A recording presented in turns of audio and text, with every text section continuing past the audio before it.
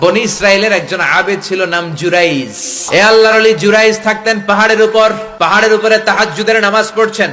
In the mean time ওনার মা ওনাকে ডেকেছে, ইয়া জুরাইজ আশিবনি ময়া, পানি খাওয়া। জুরাইজ মনে মনে ভাবে, হায় হায়, নামাজের মধ্যে দাঁড়ালাম, এখনই মায়ের তৃষ্ণা লাগলো, কি করব? মায়ের ডাকে সাড়া দেব নাকি নামাজ চালিয়ে যাব?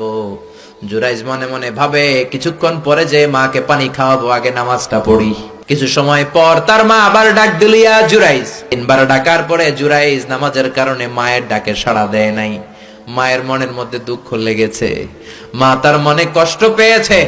মুহূর্তের মধ্যে মা 2টা হাত তুলে আল্লাহর কাছে বদদুয়া দিয়েছে, বেশ্যা নারীর ফিতনায় না ফেলে জুরাইজকে মরণ দিও না।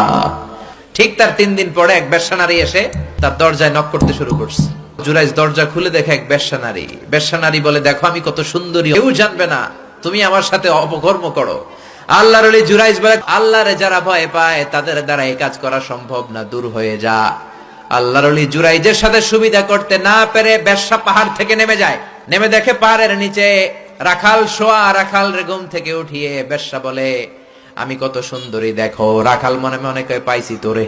রাখাল আর বেশ্যা মিলে অপকর্ম করে জিনায় লিপ্ত হয়ে যায়। 3 মাস যাওয়ার পর বেশ্যা নারীর পেটটারে উঁচা করে দিছে কে? এবার এলাকার লোকেরা ধরেছে, তুই তো বিয়ে করস নাই, পেটে বাচ্চা আসলো কেমনে? বেশ্যা বলে, আমার পেটের বাচ্চার বাবা হচ্ছে ওই আল্লাহর ওলি জুরাইজ।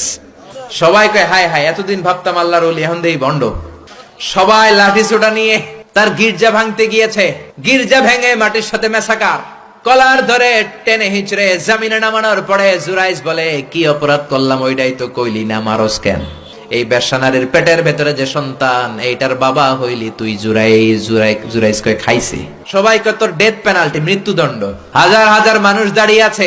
2 রাকাত নামাজের পর বেশ্যার পেটের দিকে ইঙ্গিত করে পেটের বাচ্চারা ডেকে বলে, তুমি যদি এক আল্লাহর আদেশে মায়ের পেটে এসে থাকো, তোমারে প্রশ্ন করব, তুমি উত্তর দাও। তোমার পিতাকে? হাজার হাজার মানুষকে তাজ্জব করে বেশ্যার পেটের ভেতর থেকে মানুষের মতো আওয়াজ আসতে শুরু করলো। পেটের ভেতর থেকে ছোট্ট বাচ্চা বলে, আনতাল আস্তাবি, আপনি আমার বাবা নন। ওই যে সিপাহি দাঁড়ায় আছে, আর রাই হুয়া আবি, ওই রাখাল হলো আমার বাবা। আল্লাহু আকবার।